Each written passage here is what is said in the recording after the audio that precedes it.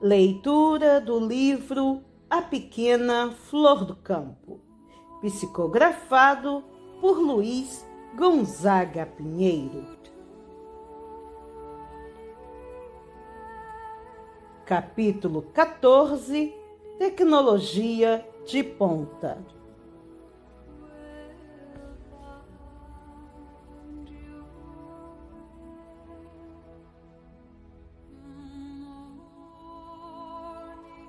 Tal como o dinheiro e os remédios, a tecnologia pode ser utilizada para o bem ou para o mal, a depender dos objetivos de quem a emprega.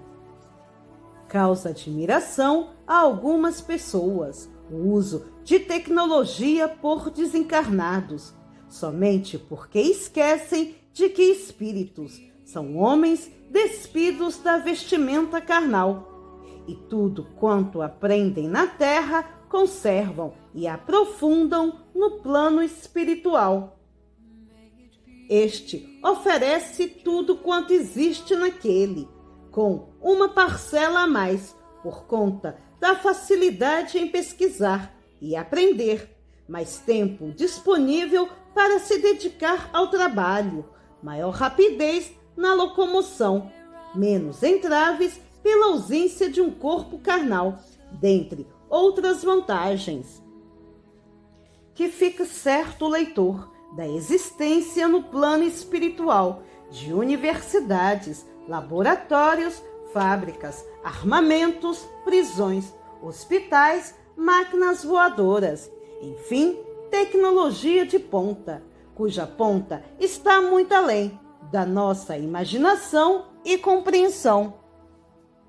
Claro que a parte avançada está nas mãos dos bons espíritos, a quem cabe orientar, educar e manter a ordem, vigiando e fazendo intervenções necessárias, sempre que o livre-arbítrio de algum aprendiz é extrapolado. Iniciamos a reunião com a descrição de uma médium levada à casa de Hortência, por Tibiriçá.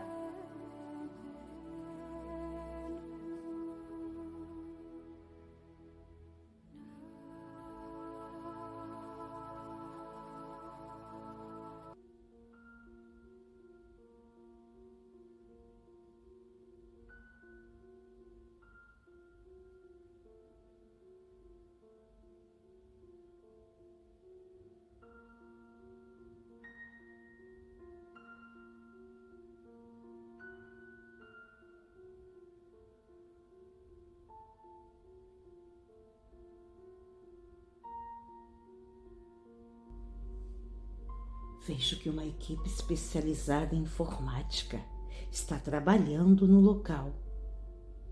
Os computadores estão instalados em pontos estratégicos da casa e os técnicos tentam colocar 3 deles no quarto da criança.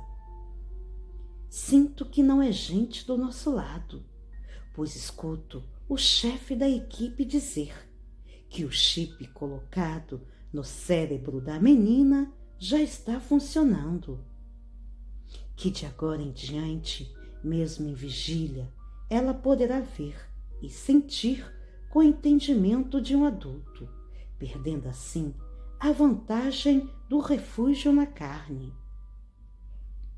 Continuando a explicação, o chefe diz que ela já tem consciência da presença dos inimigos, o que a fará perder o sono, ficar inquieta, adoecer e desencarnar. Percebe se eles estão amando dos negros que o perseguem? Acredito que não. Os negros são guerreiros e enfrentam seus inimigos frente a frente. Isso é coisa de gente que não tem coragem, que se esconde e envia matadores de aluguel. Mas vou ficar observando para me certificar. Eles são brancos e bem vestidos. Não há diferença entre eles e uma equipe terrena em atividade. Seus computadores são semelhantes aos nossos, bem como a maneira de operá-los. Diria que estão no nosso nível tecnológico. Ops, o chefe da equipe acaba de me notar e caminha em minha direção. Atenção, equipe, temos uma espiã na área. Pode ser sabotagem ou espionagem. Capturem-na para averiguações. Parece que não se apercebeu de que o capturado aqui é você. Se reparar atentamente, verá que estão cercados. Mais atentamente ainda, terá a desagradável surpresa de saber que desde o nascimento seu plano é monitorado. Na verdade, se fosse uma equipe competente, já estaria se desculpando junto aos guerreiros, pois agora sua aparelhagem vai virar cinza e fumaça. O quê? Cercados? Como ocorreu isso? Há um minuto tudo estava sob controle e agora estamos dominados? Como fez? Nós fazemos as perguntas. Qual o seu interesse em observar e prejudicar a criança? Pessoalmente, nenhum. Somos uma equipe contratada para fazê-la raciocinar, perceber e agir como adulta. Conseguimos isso com nossa tecnologia. Embora pequeno corpo, o espírito nele, albergado, agora percebe e raciocina como o antigo chefe Bantu. Ou seja, o chip o obriga a permanecer no passado, ativo e aceso. Como tem consciência de que não pode reagir devido ao seu corpo frágil, sofre e se apavora. Qual a vantagem disso para os seus contratantes? Dor e sofrimento? Uma moeda que lhes devem e querem cobrar com juros. Como conseguiu esses computadores? Nos pertencem. Já disse que somos uma equipe de consultoria, elaboração e aplicação de projetos. Quantos computadores utilizou nessa operação? Por que quer saber tantos detalhes? Você disse que é uma boa equipe.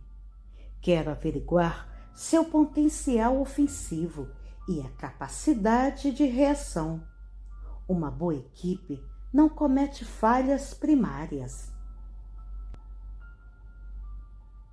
Toda a casa está cercada com câmaras e computadores. Estávamos nos preparando para romper a barreira do quarto. Tivemos acesso ao chefe quando ele saiu do corpo e ultrapassou a barreira de proteção. Capturamos e colocamos um chip em seu cérebro. Isso é ou não uma boa equipe? Tenho minhas dúvidas. Por que ele não saiu com as feições da última encarnação? Se isso é uma argção, saiba que nos sairemos bem. A presença de tantos inimigos em seu encalço aviva suas lembranças passadas e o faz assumir a antiga aparência. Com essa aparência, ele tenta encontrar velhos comparsas para organizar uma defesa. É um movimento instintivo. Digamos que seja um reflexo ou fruto do instinto de sobrevivência atuando. A presença dos inimigos o faz retornar ao passado, impondo à mente a modelação espiritual do chefe guerreiro. O chip conservará o estado neurótico e ansioso que antecede a chegada de um inimigo. Que outros efeitos o chip causa em seu cérebro? Faz com que a criança, mesmo em estado de vigília, permaneça com a consciência alerta, mas não a consciência de bebê. Ela nos percebe, sente medo, agitação, sofrimento. O chip anula o benefício do esquecimento que a reencarnação propicia. Sem ele, quando acuado, o espírito poderia correr para o corpo e se sentir protegido devido ao esquecimento. Com ele, mesmo adentrando o corpo, ele continua vendo e sentindo com a consciência de um adulto. Como não pode reagir e sabendo da fragilidade do seu estado, sofre e se desespera. Esse chip é coisa de última geração. A equipe aceita contratos para atuar? É uma equipe grande. Há muita procura por serviços. Os clientes já não se interessam mais pela magia dos bruxos, que é muito primitiva. Nossa magia é a tecnologia. A ciência avança nos dois planos e é preciso especialização em ambos. Quem não se capacita fica para trás. O Senhor não ignora que conhecimento é poder e nossos chefes se preparam tecnologicamente para continuar dominando, agora com a ajuda das máquinas. Vou lhe falar um pouco da tecnologia dos nossos instrutores. Seu projeto, seus técnicos, seus planos e instalações são monitorados e catalogados por eles. Todos eles invadem mentes e retiram de lá as informações de que necessitam. Tornam-se invisíveis e a tudo fiscalizam. Mesmo o parafuso de sua oficina consta em seus relatórios. Seu projeto acaba agora. O médico retirará o chip da criança e seus computadores serão reduzidos a cinza. Vocês já são nossos prisioneiros e serão entregues aos guerreiros até que sejam interrogados. Você deve estar exagerando. Estamos em serviço. Está tudo feito. A criança nos percebe. Estamos dominando a área. Ainda são principiantes nessa tecnologia. Veja o cenário real que está oculto aos seus olhos. Mas nosso trabalho é de última geração. Tem alguém melhor do que nós nessa área? Melhor, maior, mais potente, superior. Cercados? Não, não façam isso! Destruíram um trabalho tão bem feito, uma obra de arte. Os computadores implodiram. Deles só restam cinzas. Nosso equipamento virou pó. Somos prisioneiros agora?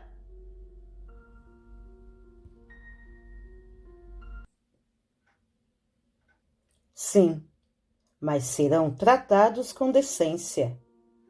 Se entre vocês alguém quiser utilizar a tecnologia para fazer o bem, e se seu desejo for realmente verdadeiro, poderá ser aproveitado como aprendiz em nossas oficinas. Reflitam no que estão fazendo de suas vidas e como estão utilizando a ciência, um bem de Deus, para depois conversarem com nossos instrutores. Garanto que não serão agredidos. Também não agrediremos. Somos técnicos e não marginais. Muito bem. Tibiriçá os acompanhará até seus alojamentos.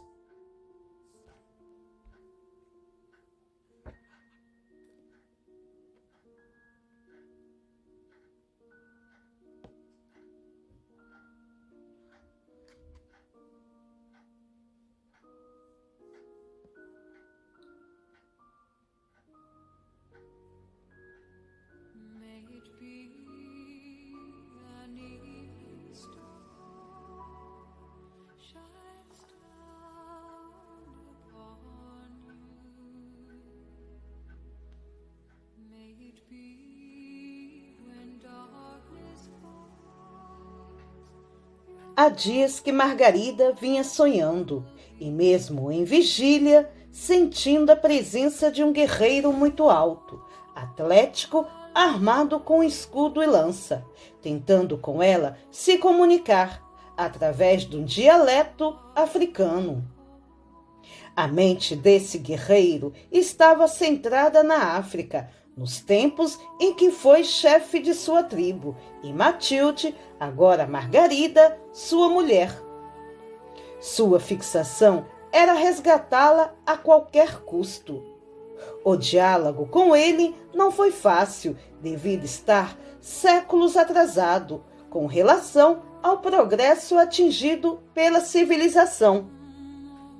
A essa altura, outros guerreiros africanos, inclusive da sua tribo, haviam caminhado com o progresso e estavam auxiliando os guerreiros de Tibiriçá na vigília da casa e da criança.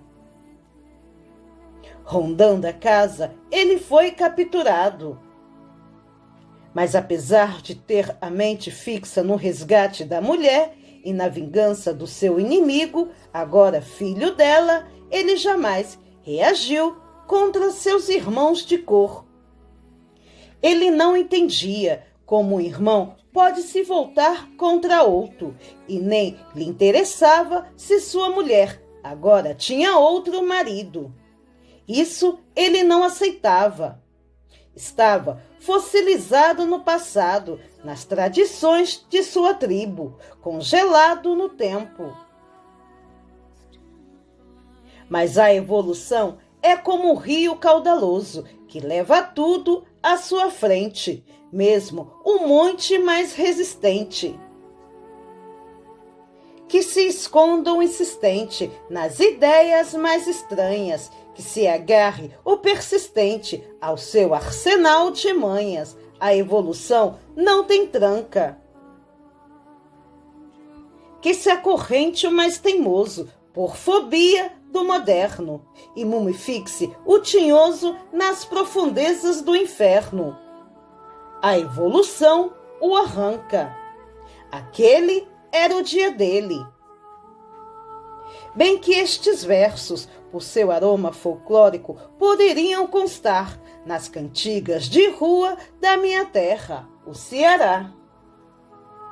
Mas contento-me em aqui escrevê-los para falar do guerreiro teimoso que nos visitou exigindo o encontro com sua esposa.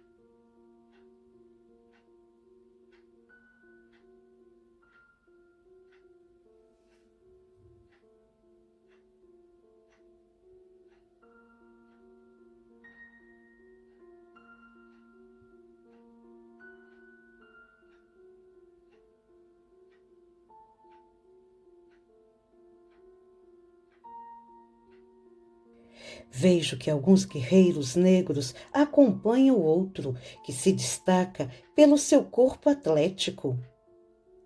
Este parece ser conduzido na condição de prisioneiro, mas não está manietado.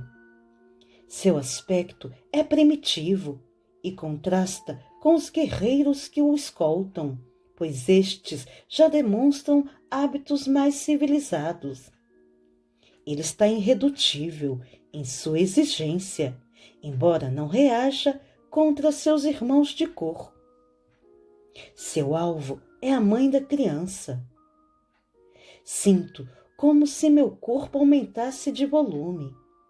Esta sensação deve ser devido ao corpo dele, muito parecido com o de Tibiriçá.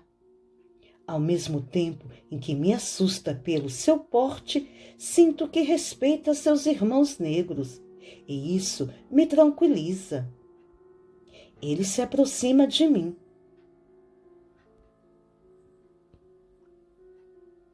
Bom dia, amigo. Não me chame de amigo nem de irmão. Não lhe conheço, nem temos o mesmo sangue. Somos de raças diferentes e a sua sempre quis dominar a minha. Aprendemos que só existe uma raça, a humana. Somos todos filhos de um único pai. Se só existe uma raça, por que estou nessa condição de prisioneiro? Por que estou sendo vigiado por meus irmãos? Por que eles se voltaram contra mim?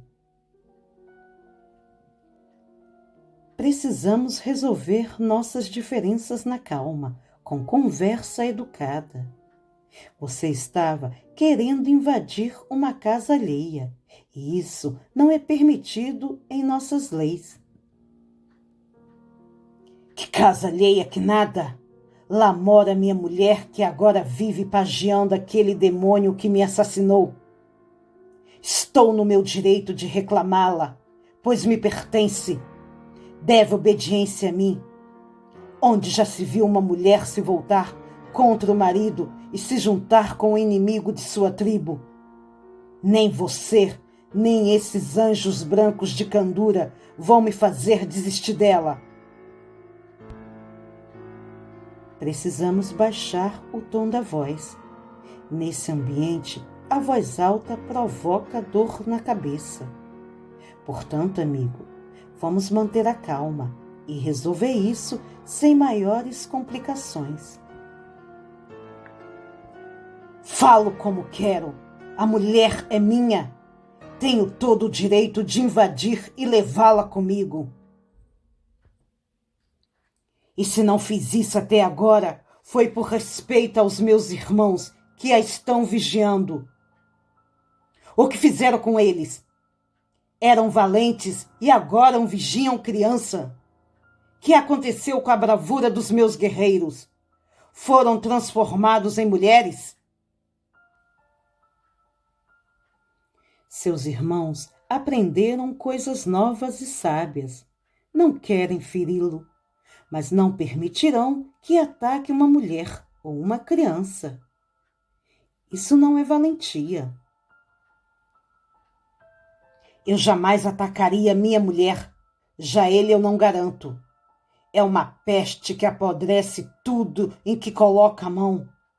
Não sei que justiça é essa que protege um demônio e separa um marido da sua mulher. Não é assim que funciona a lei da minha tribo. Você desconhece muitas partes da lei. Por que não me conta sua história para ver se consigo explicar como ela funciona agora?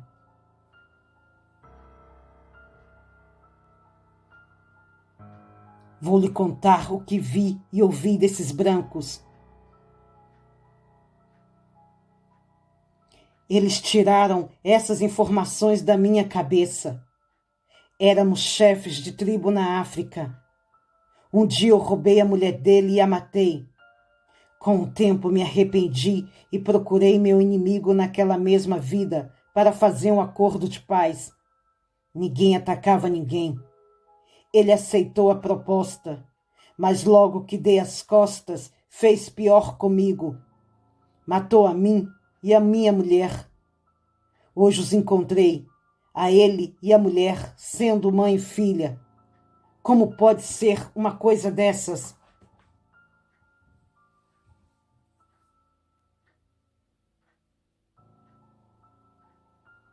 Você perdeu uma parte da história. Na vida que se seguiu a essa que você falou, sua mulher nasceu na tribo dele. Foi uma das esposas, a preferida dele. Como ela ainda mantinha uma mágoa oculta pelo que acontecera no passado, acabou matando-o a pauladas. Pior, como é que mata e depois recebe? É para matar novamente e me seguir. Tudo precisa ser como antes, pois ela é minha para sempre. A mulher de um guerreiro nas mãos de um inimigo é desonra para ele. Você ainda gosta dela? Não sei. Depois que ela abrigou na barriga meu assassino, tenho dúvidas. Mas é minha mulher. Com dúvida ou não, tem que me seguir. Quanto à filha dela, deve morrer, para que ela volte para mim. As duas devem morrer. Ela tem que me honrar. Ela tem outro marido agora. É uma mulher casada e tem uma filha. Isso deve ser respeitado, pois foi planejado para o bem de todos. Todos menos eu. Tem que me honrar. Você fica falando bobagens. Não gosto de falar com gente ignorante. Pode botar toda a proteção sobre ela, mas vai comigo. Você fala muito difícil. Quero um encontro com ela. Ela se arrependeu de tê-lo matado, e ele se arrependeu pelo mal que fez a tantas pessoas. Resolveram nascer novamente para pagar os débitos e ajudar aos que prejudicaram. Aquele lá não se arrepende nunca. Se fosse capaz de conversar amigavelmente, talvez promovesse-me um encontro entre os dois. Mas dessa maneira, querendo ser o dono dela, arrastá-la à força, acredito que não seja conveniente. Se quiser conversar com ela, terá que mudar algumas ideias sobre o relacionamento entre pessoas. Um guerreiro jamais deixa suas tradições. As pessoas mudam, aprendem coisas novas. Veja o exemplo dela, dos seus irmãos, do mundo, que não é mais o mesmo. Os meus valores não mudam. Preciso conversar com ela e você não vai me negar isso. Aceitaria nessa conversa que ela fique com o atual marido, a filha, e que você siga seu caminho em paz? Isso eu não admito. Você começou isso no passado. Assuma sua parte na culpa. Converse com calma. Quem sabe não o enviem como filho dela. Isso seria ótimo. pois ficaria próximo dela e faria as pazes com seu inimigo. Comecei, mas o demônio deu continuidade. Não cumpriu sua palavra. É preciso ser muito cego para olhar para aquela criança e não ver a cara do demônio. Vocês me agridem, me colocam em uma gaiola, querem me impedir de levar minha mulher. O que estão querendo? Que seja feliz. Dar a cada um o que é de direito. Você está acovardado. Um guerreiro não age assim. Onde está seu sangue de guerreiro? Ainda não resolvi isso na lança, porque não quero agredir meus irmãos. Troquei a lança pela caneta. Talvez um dia entenda por que fiz isso. Infelizmente, vai ter que ficar onde está e refletir, com a ajuda dos nossos instrutores, até que entenda que as leis mudaram. Onde era tribo, hoje é cidade. Onde é cidade hoje, amanhã será um grande lar, com irmãos que se amam. Não entendo suas leis. Fui ensinado dessa maneira e é assim que sei agir. Talvez deva conversar com os irmãos que me vigiam e saber deles por que mudaram. Talvez tenha ficado tempo demais olhando para mim mesmo e esquecido que o rio segue até o mar e que o mar se mistura com outro. Talvez precise correr para alcançar o tempo perdido, pois é esse tempo que se esqueceu de me puxar para a frente. É um bom começo. O sol e as estrelas caminham no céu. Se as nuvens, os pássaros, mesmo uma pedra muda de lugar, por que um guerreiro ficaria parado? Pense na nossa conversa. Acredito que ainda nos falaremos. Talvez, mas ainda não desisti da minha mulher. Não devemos desistir nunca de ter fé em Deus e acreditar que Ele nos ajuda a cada hora. Até um dia.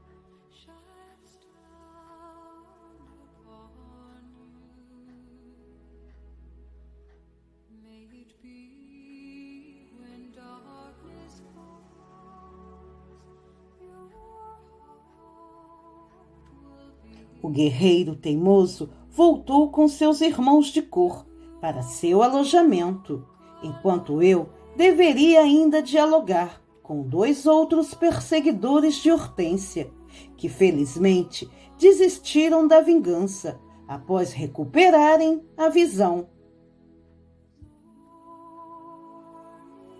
Não transcreverei aqui os diálogos, por serem semelhantes a outros já descritos e por ocuparem muito espaço.